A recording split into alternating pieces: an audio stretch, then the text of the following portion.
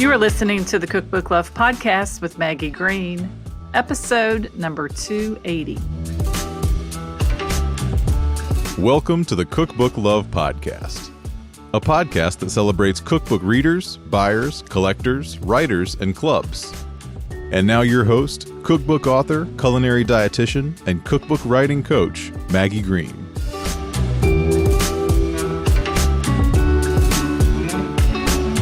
Hi, everybody. Welcome back to another episode of the Cookbook Love Podcast. Welcome to winter if you are listening from any of the states here in the U.S. I think 48 of the 50 states are under a winter weather advisory, sub-zero temperatures, snow in the south, and lots of fun things for wintertime. I'm here in Kentucky, mostly cold weather, dusting of snow, but some sub-zero temperatures, and just trying to enjoy being indoors, working a jigsaw puzzle, started doing a little bit of cross stitch, and also have had some fun VIP strategy sessions, one-on-one strategy sessions with cookbook writers, and enjoying talking to them about their publishing journey and the types of help that they need to get their cookbooks written and published. So I have a question for you before we get started with our interview today, and that is, do you want to write a cookbook, but you don't see yourself as a writer? Do you want to find a publisher, but you know you need to build an audience or following first? Or do you shy away from social media with its photos, videos, and reels? If you said yes to any of these questions, it's possible that an email newsletter could be the answer for you to get your writing practice, to build your audience, and as a bonus, to also build an email list. Because when you build an email list, people are opting in and choosing to say yes because they want to hear what you have to say. So the next question then is, how do you start, build, and maintain this newsletter? And that's exactly what I'm going to be teaching next Wednesday, January 24th at 12 o'clock noon Eastern Time at my workshop called From Cobwebs to Connection, How to Start and Build an Email List with a Newsletter. So if you want to write better and connect with your audience, then use the link below in the show notes to register for next week's workshop. Today on the podcast, I have an interview with the creator of the food blog Lil Luna. Her name is Kristyn Merkley. Kristyn is a renowned food blogger, chef, and advocate for creating memorable experiences for your family through food. With her easy-to-follow recipes and infectious enthusiasm for cooking, Kristyn shares her passion and her joy to connect with loved ones over delicious meals. Today on the podcast, we talk about Kristyn's new book, So Easy, So Yummy, her thoughts about branding, how she got started blogging, and what it means to provide value to her readers. We also discuss her cookbook publishing journey, as well as her favorite cookbook that you will be unable to find in any store. So without further delay, let's dive into this interview with Kristyn Merkley. Hi, Kristyn. Welcome to the Cookbook Love Podcast. Thank you for having me here, Maggie. I'm excited.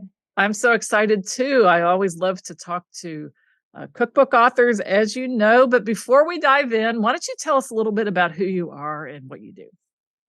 All right. Well, my name is Kristyn Merkley. I am the creator of the website Lil Luna, as well as the creator of the newly released cookbook, So Easy and So Yummy.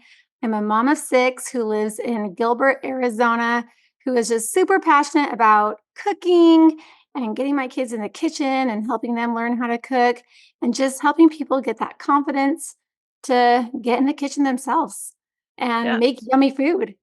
Yeah, and I think that this has been your passion for a while, and your book is, the book is new, but you're not new to doing this with your family. Why don't you tell us a little bit about what Lil Luna is and how you developed it and all the story before the actual cookbook? Yeah, so I started this website, Lil Luna, back when I had just had my second child. And it was just something more for me, more of a hobby. Blogs at that time, I guess I'm considered OG, if you will, but at the time it wasn't more of a family blog. It was more of just sharing all my home decorating tips and recipes and family things. And over the years, it just started to grow. And especially when Pinterest came around, my site kind of just exploded. And at that point, I had started focusing a little bit more on recipes because that was what I was more passionate about at the time or just really enjoying. And so it's been 14 years now that I have been sharing recipes online before Pinterest was even around, Facebook pages, Instagram, all of those different things for sure before TikTok. And so it's been so fun to create these recipes. And I kind of started because I had all these amazing recipes from my family, but didn't necessarily know how to make all of them. And since I was kind of newly married and starting my family, it was just kind of like, okay, let's do this. I have these recipes. I want to learn how to master these. And it really got to a point where I just found this new passion and I love sharing these recipes with others and feel really fortunate that I've been able to do it for Yeah. And, almost 14 years. and you were able to build a connection with your audience as well. Yes, I love my readers and my followers. It's been so fun to connect with them online and in person. Yeah. And you probably know the kinds of things that were their favorites and what they love to cook. Oh, yes. Whenever I get stopped anywhere, if I'm in public or even like at Disneyland, it's just the first thing they say is, I love your chicken tetrazzini or I Yeah. love your Spanish rice. And I love hearing that. I love the feedback. They're my friends. Yeah. I And love it. isn't it an amazing feeling to put a recipe out there that literally might change the way someone cooks or feels about cooking? Yes, indeed. And even how they celebrate holidays and traditions. I love when they incorporate some of our recipes into their holidays. It just like warms my heart. I love it. Yeah. So Pinterest was big and helps your blog to get noticed and people to connect to your blog. Is Pinterest having, I mean, what is now doing, what would be the same driver of traffic to your blog like Pinterest was then? Is there anything that really is leading people there other than Yes. just like an organic search? Yeah. So I mean, obviously, organic search is like our number one way that people are finding us just when they're typing in a recipe in Google, but especially through Facebook and Pinterest. And we really focus on our email. And Hmm. so we've been getting a lot of eyeballs on the site because of those things. But social media has definitely helped out with a lot of that. And so it's something that we focus on, but also something that we secretly dread at the same time because I it is remember a hole you get it sucked in. is. Yeah, it is. And I think when you're creating the content though, you have to remember the reason that you're using it is, to help people discover, to help people lead people back to you. And um it's not I think then as a creator, like then you might have time that you enjoy like looking and being inspired on social media, but it's two different buckets of time, I guess. Oh, yeah, for sure. Yeah, yeah. So I remember when Pinterest was new, like you had to get like a little invite to join, didn't you? Yeah, I mean, I started, like, just my own little Kristyn, like, account. It wasn't a business account or any of those things, and it got to a point, though, where people just started pinning, and I started growing and getting thousands of followers, up to the point where I mean, I've been to Pinterest headquarters a few times. They've had me teach Nice. a few classes there, recipe classes, and it was, like, the first thing that really I mean, I guess it was the catalyst for growing my website to the point where it was getting hundreds of thousands of page views a month to millions. And Wow. so it was it was so awesome. I was so grateful. Am still grateful for Pinterest and the social media platforms and Google for helping people find these recipes because that was the goal all along. Yeah. And the way you brand your work and the way you work with your content is really focused on one thing. Why don't we talk a little bit about what that is and what that means in terms of what you're doing and the book that you wrote? Yeah, so I mean, being a mom of 6, I just everything I do centers around my family. So all the recipes are very family friendly, all kid friendly. When we have testing days, my kids literally run in the door saying, "What did you make? What did you make?" Because they want to taste test everything and they want to give their thumbs up. And so that's kind of what it's always been. And then to just get to the point where all of these recipes were so simple, so yummy that literally anyone, including my kids, could make them and just feel empowered to say, wow, I guess I can make good food and I can feed myself and my family. And maybe even get to a point where eventually they're like, you know what, I'm going to invite some friends over and I'm going to have them for dinner, which I think is the coolest thing ever. And so I'm really just trying to give people the confidence to get in the kitchen and to get cooking. Yeah. And then what made you decide to take the leap and take your recipes from just the online space to the cookbook space? Well, I feel like being in this space, cookbooks, I mean, that's what a lot of people talk about. And I always wanted to make one, but it just seemed so far down the road because I was just so knee deep in diapers and growing my business that I wanted to do it. I just wasn't sure if I had really wanted to. And honestly, talking to friends who had been signing with, publishers and things, hearing kind of some of their stories and hearing about how they didn't have as much control. They were limited with the amount of recipes that they were allowed to include that were already maybe existing on their website. I kind of just was like, all right, maybe this isn't for me until I had heard about self-publishing and hybrid publishing. And so I just was like, you know what, maybe this is an avenue I can take. And so it was probably 6 or 7 years ago that I just started making notes, started saying, okay, these are the recipes that I would for sure include in this book. This is what I would do. I started just analyzing all of the different cookbooks because I wanted this one to be the ultimate resource. And so it was a matter of just going in and picking the things that I loved from other people's cookbooks and getting that inspiration to finally create this one. Took the plunge, went the self publishing route, and I'm so happy I did because we really love how the book turned out. Yeah, and would you be willing to let's talk just a little bit about the what self-publishing meant for you and what you were responsible for and what your publisher helped you with, and then we'll talk a lot about the book. Because I love the way that you used other books as inspiration for maybe features you wanted to include or things like that. So, when you say you self-published the book, what does that mean? Like what did you actually have to do yourself and what did the publisher do for you? Well, we had to do a lot. I mean, Yeah. it was so much work. And like I said, we've been focusing on this for years. One of the things that we thought would be really important in this book was including QR codes for every recipe so that you could be taken to a video to see how to make it. And so along with testing recipes again and again and again, just to make sure that they were perfect, coming up with all of the front matter and end matter in the book, all of the different things that we wanted to put in there. We had to come up with all of those things. We had to do the pictures, we had to do those videos, create all of those things. And then I worked with a designer. We worked with Willer Smith, and they were incredible. Had the best experience with them. They are incredibly talented, but they also caught the vision. They knew that we wanted this to be a little bit different. We wanted to have extra features. It probably meant, no, I know it meant more work on their part and on our part because there were so many different things with our tags and our several indexes that we have at the back of the book. But they were the ones to help us get it all nice and ready to the point where we could um, actually get the book printed. And so we did that and then ended up working with Girl Friday as a hybrid publisher to actually get it out to the different stores and online and had a good experience doing that as well. Right, because the distribution's always a big thing too, to be sure that the book is actually in the places where people can buy it when they go out to actually make a Exactly. purchase.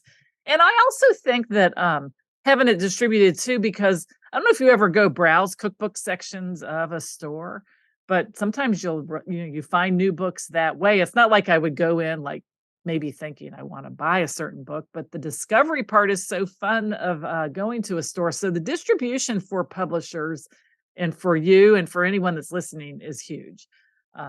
Getting Yes, it for sure. in the places where you want it to be.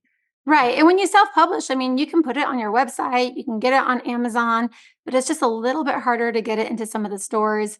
Our book is at Target and Barnes and Noble and some of these other places. And to be honest, I don't know if I could have done that by myself. I, Exactly. I wouldn't have even known where to start for that. So to have them there to help was great. Right. I think it's amazing talking about some of the features of the book that you have the QR code that you can scan for each of the recipes. Yes, that was really important to us to have that. And we wanted just, like I said, we wanted this to be a resource. We wanted anyone to pick this up and say, wow, I can do this. And so we have a lot of front matter that helps out, information tables. We even have holiday planners where you can choose a holiday and we have it laid out for you like, okay, pick an appetizer, pick one of these few here, and tells you what page number it's on and when you have to start prepping it, all of the different things that you need to do to just make your holidays a little less stressful. And then with every recipe, not only do we have the QR codes that take them to the video, but we have a picture, which was necessary in my opinion. And then we have helpful tips and tricks for every recipe, as well as tags. And then we have these visual indexes at the back that are probably my favorite. We have just the standard, classic index in alphabetical order and by ingredient. And then we have a visual index that you can look up recipes by the picture. And then we also have a tag index. So every page has different tags, whether it's make ahead or gluten free or freezer friendly, all of these different things. And then you can go to the back and look up recipes based on the tag, the thing that you're looking for, just for a quick recipe, something that maybe can be on the table in 20 minutes. And so, again, we just wanted to make it as helpful as possible and make it that resource and honestly make it that go to book that Yeah. everyone would grab when they were trying to make some yummy food. Yeah. So let's dive into two of the features. Let's talk about Super Bowl. Coming up, we're going to have Super Bowl, and it says that if you wanted to have about 8 people, pick 2 appetizers, a main dish, a dessert, and a drink, which is really nice. But in addition to that, too, you say like 2 appetizers, the spinach artichoke dip might be good, the buffalo chicken dip, or the slow cooker meatballs. What would you pick? You know what? I'm kind of a spinach artichoke dip girl. I'm kind of loving that right now, but my kids would probably go with the meatballs. They're totally obsessed. We've already made them twice in the last month. But I don't know. Those are all good. The buffalo, they're all good. That's the They thing. are good. Yeah. And the We gave you main great dish, it says options. pizza, homemade, or delivery. And I like that because sometimes people might want to make the appetizer or the snacks or the drinks and just order pizza if you want, or you have the option to make it, or buffalo wings, which of course are always a favorite on Super Bowl, I guess. Oh yeah, totally. And that's the thing. We want to make it realistic. Yeah. Even when I'm entertaining, I don't always make every part of the meal from scratch. Yeah. Sometimes I buy some of the things, and I think that that's okay. You got to make it realistic. You got to make it doable, especially for someone who's maybe new to cooking and isn't maybe, used to entertaining and having people over. So it's totally okay if you make the spinach artichoke dip from scratch, but then you get pizza delivered and then you Exactly. decide to make the dessert. Exactly. And then for dessert, you say 7-layer bars, brownies, or blondies. 3 classics. I'd have a hard time choosing there. I love the blondies, but the 7-layer bars are really good too. I'm right there with you. I'd say blondies are the 7-layer bars, but a good old I chewy, know, good old brownies. chocolatey brownie is just irresistible in my opinion. Yeah. And then you have a holiday punch, which would be nice. And then you also say for the to-do list, the morning of the day before or the morning of, make the dessert, and you can store that. And then 4 hours before, just prepare the appetizers, put them in the refrigerator, or you can put them in the slow cooker. And then an hour or 2 before, make the main dish. And so it's finished as guests are arriving. And you've done that for Valentine's Day, Easter, Mother's Day, Father's Day, Cinco de Mayo, Memorial Day, Labor Day, lots of different holidays with that exact same format. So that is really helpful. Can you tell I love the holidays? I can tell. I I love the holidays, and I love that. In my opinion, food is what gathers us. So people will come if you have good food there. Yeah. So And I was I- just and I- trying to give you all the tips and tricks to do that. Yeah, and I think that that's one of the things that really comes through with your book is the way that you like to gather people, and not just in your home, but also even your children in your own kitchen. Yes, I love having the kids in the kitchen. Um, it's something that I'm really passionate about because what I'm seeing a lot with teens and college kids and even newlyweds is that they have no cooking or baking experience. And that kind of makes me sad. And because I think food is such a joyful thing, I want my kids to know how to do that. And so in our home, it might sound a little bit crazy, but our goal is for each of my kids to have made at least 100 recipes by the time they graduate. And that doesn't mean they have to be memorized or mastered. It just means they've made it at least one time. And when they make it, they'll just print it from my website. And we have these little folders and they put it in, just a little protective cover in their little binder. And then they know, oh, I've made that before. And I feel like once you've made something at least once, you're like, oh yeah, I can totally do that again.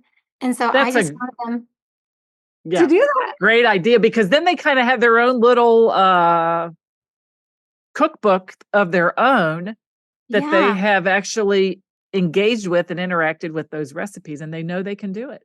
Yeah, they can take it to college, they can take it to wherever they're off to next, and so I wanted them to feel like they could do that, and to be honest, they're my best helpers, and now because we do entertain a lot, I can just say, "Hey, yo, Evie, can you make some salsa? And Lily, can you start the spinach artichoke dip?" And they don't even bat an eye, they just go and start grabbing the Exactly. ingredients, and Yeah. they can do it, and they're great helpers, but I love that they're finding a new passion in the kitchen as well. Yeah, and you said something that is so true. When they get to college, and if they live in the dorm freshman year, there might not be as much opportunity. But if they ever live on their own off campus or in an apartment or with roommates somewhere where they have a place they can cook, um, it will make a big difference for themselves and for their friends. Um, Yeah, I I don't want them just making ramen and eating no, cereal. and no, and my son, all of them can. My youngest son is still in college, and he told me the other day that I taught him how to make this little tomato sauce thing, and he called me a couple days later, and he said his roommate had an exam coming up, and it was in the evening. So he offered to cook him dinner before he went for his exam, and he made him this tomato sauce. And I just think that that is a gift that he gave to that friend and like fed him before he actually went and took his test.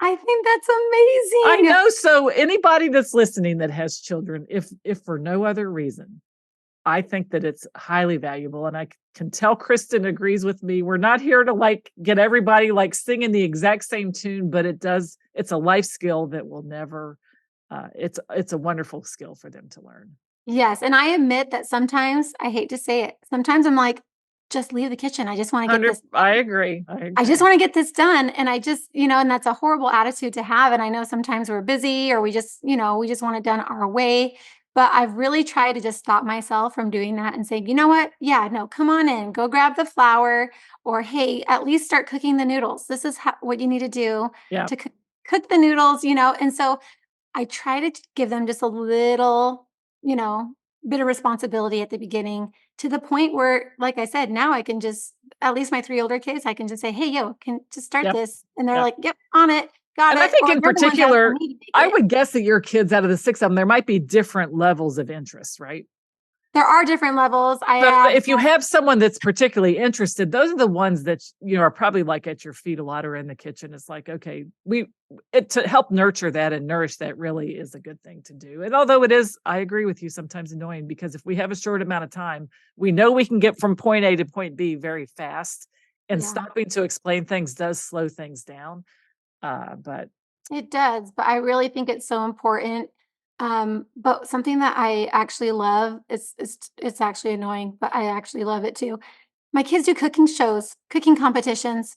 So we'll go on a date and we'll come back and they'll be like, "We made 6 different creations and you have to try them all and vote." And I look at my kitchen and it looks like a bomb has dropped. But I just, at the same time, I'm also like, okay, you guys are I my know. people. I Exactly. love this. And so it brings me no greater joy than to see my own kids, in the kitchen and Yeah. making Yeah. great food. Yeah. So the other feature that I think is really unique that you did is the index recipes by category with the photo by the food. So what this means is, like, if you go to the recipes by category, there's a whole list of breakfast foods, but there's a little thumbnail image of all the breakfast items in the so that would be in breakfast. So Swedish pancakes, scrambled eggs, German pancakes, donuts, coffee cake. But you can see these pictures, and I think sometimes that helps someone to get like the whole summary of what might be good for breakfast, because not all of these are in the same chapter. Right. And it's at a glance. So Yes. you can just look at it and say, "Oh, okay, these are all the breakfast items. Like, what do we got here? What can I make? What do I have time for?" And so it was really important. I had only seen it in one cookbook of the hundreds of cookbooks I had looked at that had it. And then when I saw it, I was like, I got to include this. This is Yeah. amazing. Yeah. And it takes a few pages, but one of the things that we really wanted is even on the sides of all of the pages, they're color coded based on the category. And so we did the same thing with a visual index. And so you can see, each one has its own color based on the category. And then, like you said, we have those little thumbnails. And I wanted people to be able to say what they wanted, or I wanted a little kid or a teenager just to be able to look at the back. They might not be as patient enough to flip page by page. But I thought, maybe they could go to the visual index and say, yo, I want the donuts. These look amazing. Can we make these? And Yeah. so And I think even from a menu planning perspective, let's suppose you're sitting down and you're like planning what you're going to have. I would do this like once a week, like what we're going to eat for the next week. And usually on Monday night, this is an old Southern tradition, but we always do laundry on Monday. And that's the day people would cook beans. I didn't learned know that from about one of this. my students that was a Creole cook, and I loved that. So like beans and rice, or black beans and rice, or like chickpeas and rice. I always would cook some kind of bean. So, but okay, then Tuesday would be like maybe pasta. So if someone said they wanted pasta and they went to the pasta section, I mean, literally there's how many of these? You could have 8 weeks worth of menus that you could create just from looking at these pictures.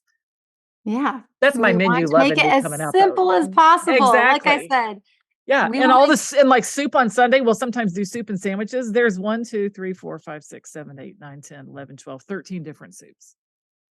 yeah, you're set. Girl, That for the that next means you couple don't months. repeat the soup for 13 weeks if you do and then of course in the summertime here in Kentucky, I probably don't think about making soup as much, but in the fall and winter, that's great. So this is a really, really helpful feature from not just the cooking perspective, but like I mentioned, I think from the planning or menu planning perspective, I'm really glad you nice. like it. It And if was someone something says you got to bring a dessert, or would you want to bring a dessert to a party? I mean, gosh, you could just go in and look at the pictures, and you could Yeah, plan we your. actually have a very robust dessert section because we are a big fan of desserts here in the Merkley household. And so we had to include all of our favorites. And that was probably the hardest section to create because I mean, I was taking votes with my kids and they're like, no, you have to include this one. And, then they were arguing, no, nix this one, add this one. And so we ended up just adding all of our favorites. But you know what? You can never have too many desserts, right? That's right. So are the sugar cookies that you have, are those like the soft, like Loft House style cookies, or are they a crunchier Ye cookie? No, they're soft. They It's look so essential that a good. sugar Yeah. cookie should be soft, and so we even have I just actually made a batch, it's sitting on my counter right now, but we have cream cheese in the batter, and they're just so soft and so yummy. They're definitely a family favorite that we've been making for decades, so Yeah. it's fun. Yeah, that is great. So no, I love how you did that. And I know you said at the beginning that you looked through a lot of other cookbooks to get inspiration. And I just wanted to reiterate that um, we talk a lot about, recipe attribution and not like word for word copying of recipes, all that kind of stuff, which is totally true in the recipe writing space from an ethical perspective. But cookbooks themselves are inspiring, and we get inspired by different features of cookbooks. And I love how you took all your favorite features and wanted to be sure that they were included in your book. So, a lot of different ways to use the book, a lot of different ways that it's coded. I think that there is a way to find recipes for a lot of different styles of cooks. So, I think that's really great that you included all of that. Oh, well, thank you. There was one thing too that I did forget to mention, but my kids were super happy about was also just the fact that it's colorful. A lot Yeah. of cookbooks are not very colorful, and I like color. And we wanted it to appeal to everybody, including those newbies and those kids and teens and newlyweds. And so we put a lot of color in the book, and it was just so fun going through all those books and deciding like what do we want? What is going to help the reader? And that's essentially what we decided to do. If it was fluff, we took it out. If Yeah. we felt like it was really gonna, add value, we decided to keep it in. And so Yeah. we And I we and I think your blog had to have helped you really learn too the kinds of things that your readers respond to. Oh, yeah. That I mean, we have recipes that I mean, like I said, we've been doing this for so long now, but some of the recipes that have become the reader favorites are ones that I've been surprised about. Like maybe ones that I like, but not necessarily like absolutely love. But of course, I took them into consideration and we made sure that all of the reader favorites were in this as well. And really, even with some of those recipes, we decided to retest every single one time and time again just to make sure that everything was perfect. And so we really do feel like all of these recipes are no fail and they're perfect for anyone to Yeah. make. Yeah. So now how does it feel to have your blog, to have the robust social media following that you have, and also now to have the book? I feel like it was just like it was gonna happen, right? So to Yeah. have it here, to be honest, I feel like, oh, okay, I can breathe for a second because that did take lots of years and so much work and an amazing team who really, they did so much to help me get this book out there. But honestly, I was just so excited to do it, not only for my readers, but for posterity. I Yeah. wanted this for my kids. I wanted this to be a little bit of my legacy. And to be honest, I didn't really care how many books I sold. It was just going to be something that I knew that we put all of our heart and soul into, and something that we worked really hard to get out there. And I wanted it to be ultimately in the end for my own family and for those diehard readers who come to the site every Yeah. week. And it still just amazes me. I'm so grateful for them. Yeah, you know what I think the interesting thing about a book, and you're a great person to ask this question to and talk about this. Let's just flash forward 100 years. I don't know what's going to happen to blogs in the internet space, but a tangible book, there's a good chance that in 100 years there will still somewhere be a copy of this book somewhere. That would be incredible. Yeah, That would be amazing. I yeah, guess that's my new goal in life. yeah. And I just think that that's so neat, and because our books they outlive us, they outlive they and people might get rid of books, but books, unless they end up in the garbage dump, they're sold or just recycled to other people or other places. I just think it's kind of a fascinating thing to think about. Yeah, it is fascinating. And honestly, my hope is that someone loves it so much that they end up saying, "Hey," handing it down to their kid and saying, Exactly. "I hope you love these. I've made notes along the way. Exactly. I'd love to see all that scribble in a cookbook and just hopefully they can pass it on for their Exactly. own posterity." Yeah, and the recipes, evergreen recipes, with things that are available, things that kids and families love. So it certainly Right. has the longevity perspective from that, as well. But Hopefully. And because yeah, there's over 200, they can at least hopefully find a few that they really love. So, yeah, that's great. So let's talk a little bit about other cookbooks. I always like to, as we're wrapping up, end on this conversation, talking about other cookbooks. And if you have any favorite cookbook that you like to cook from, what it might be, tell us a little bit more about it.